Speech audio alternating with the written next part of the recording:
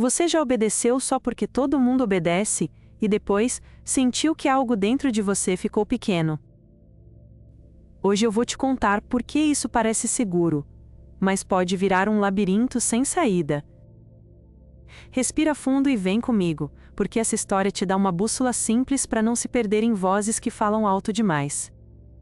A praça está lotada, um relógio gigante corre em silêncio, e a cidade inteira prende a respiração como se fosse uma única pessoa.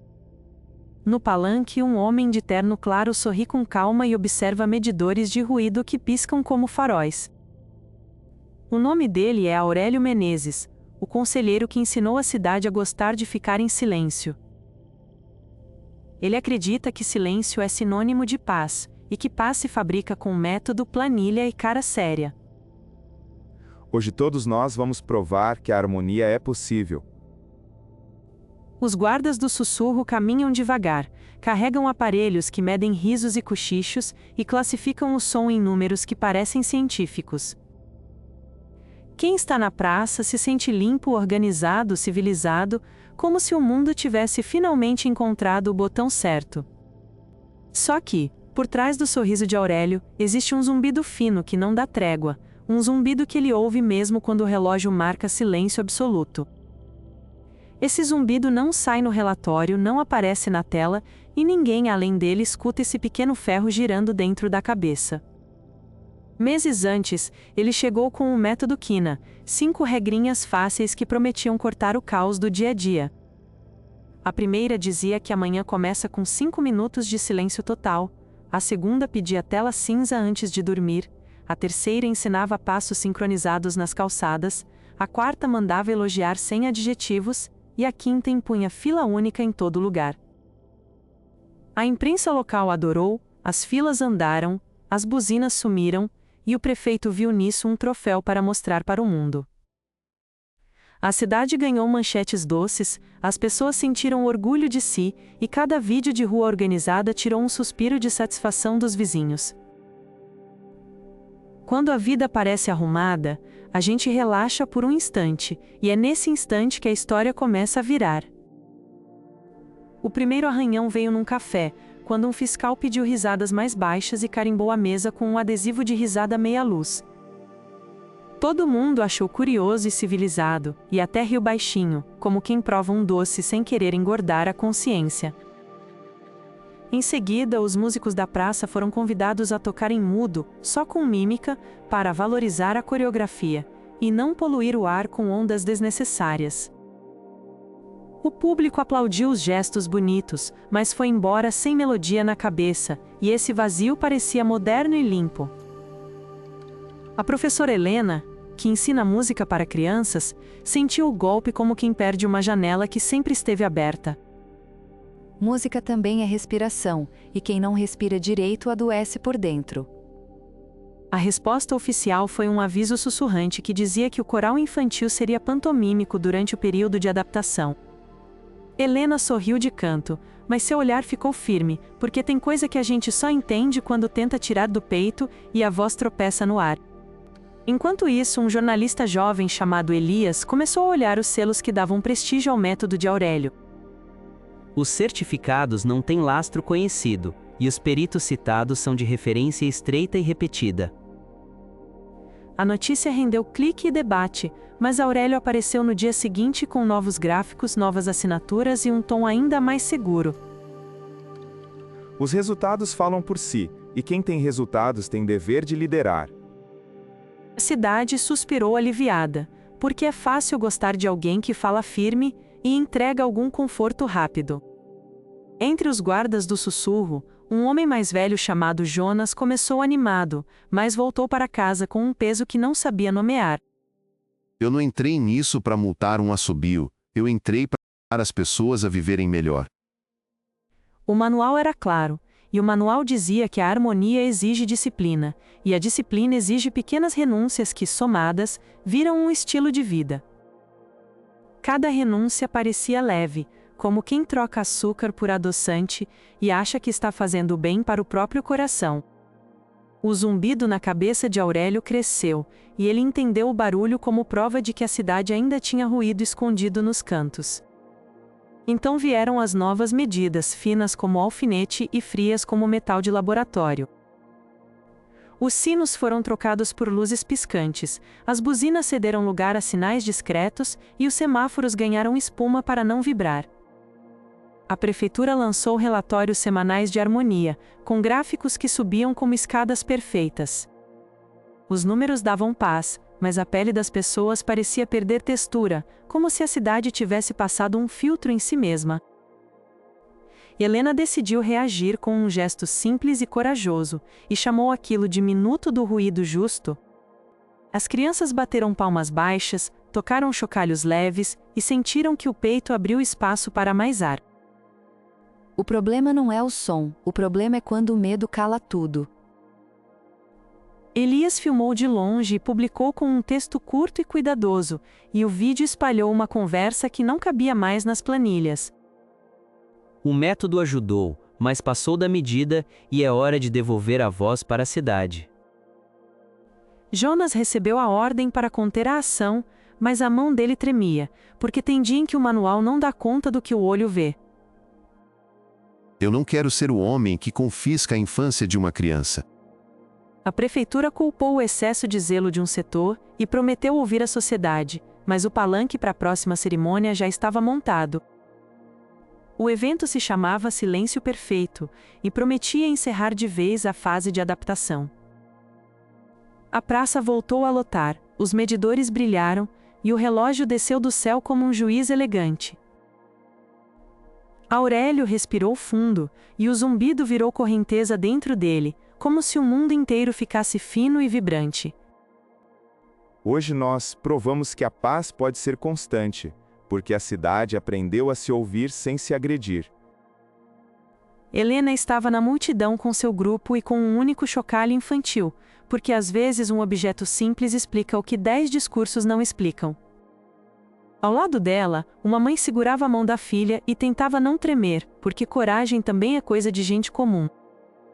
Se ela rir, é porque está viva, e eu quero que ela cresça com essa lembrança boa. Elias ajustou a câmera no bolso e fixou o olhar na linha que separa a autoridade de respeito. Jonas ficou entre o palanque e o povo, e em algum ponto desse meio a consciência dele ficou de pé. O cronômetro começou a descer, e os números pareciam gotas de vidro caindo no asfalto. No zero, a praça prendeu a respiração, e o mundo começou a flutuar num silêncio que primeiro conforta e depois incomoda. Helena levantou o chocalho e fez um som curto e claro, como quem acende uma vela.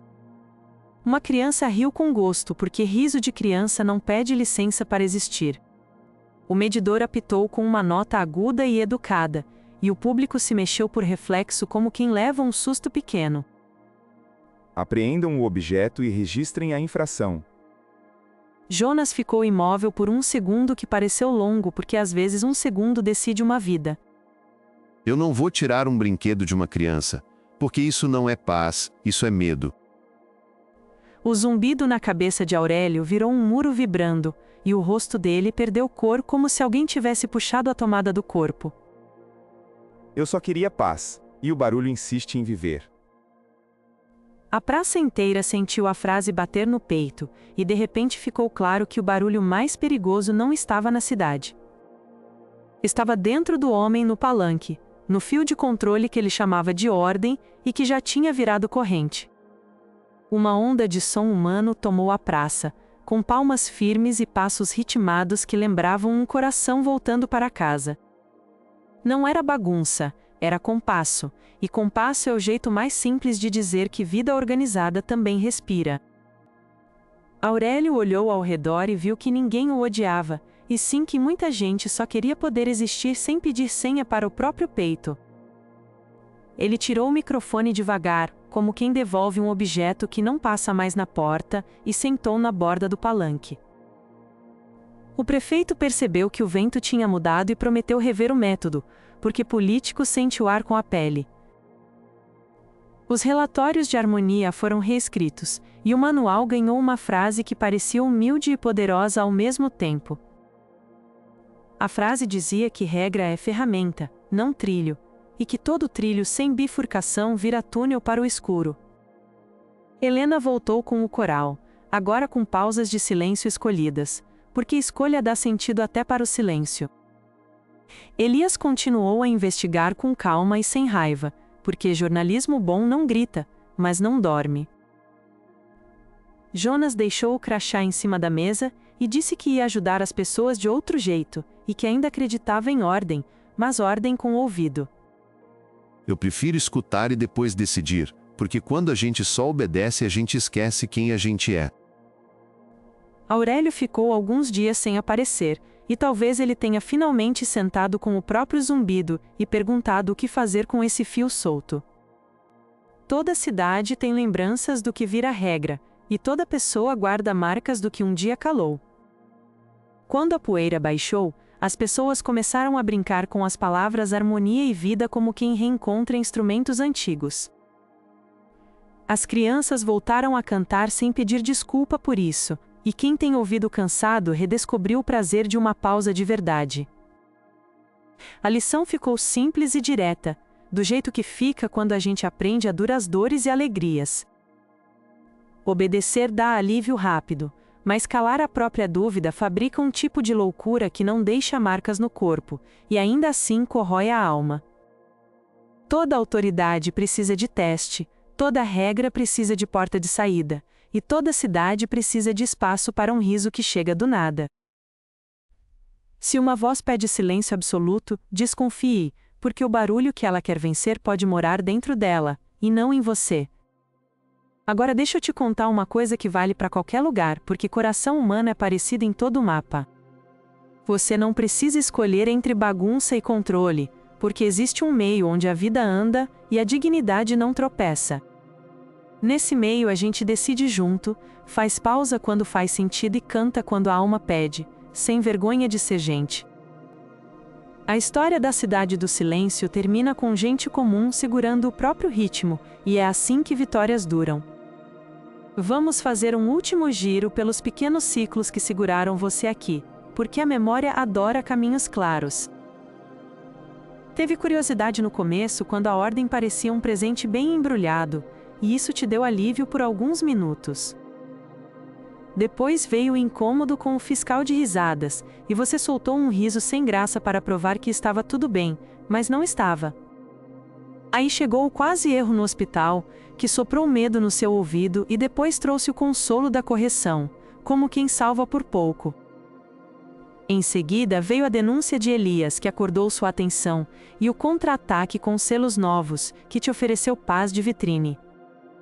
Helena te devolveu esperança com um minuto do ruído justo, e Jonas te ofereceu um espelho de consciência quando hesitou na frente do brinquedo. O clímax uniu tudo como nó de laço, com uma criança rindo e um homem descobrindo que o barulho que ele odiava morava dentro dele. No final o alívio foi limpo, sem truque, porque veio da decisão de muita gente simples que não abre mão da própria voz. Talvez você esteja pensando no seu trabalho, na sua família ou no seu bairro, porque essa história é sobre qualquer lugar que esquece de ouvir o próprio pulso. Se um dia te oferecerem paz em troca de silêncio permanente, pergunta antes o que essa paz está querendo calar. Pergunta com calma, pergunta com respeito, mas pergunta, porque pergunta é o jeito mais leve de impedir um abismo.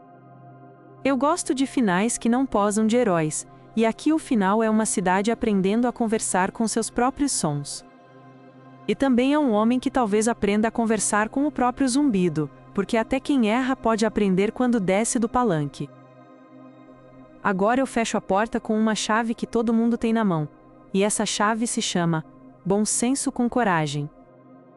Bom senso olha o dado, coragem olha o medo, e os dois juntos cuidam do que a gente tem de mais vivo que a voz que mora dentro do peito.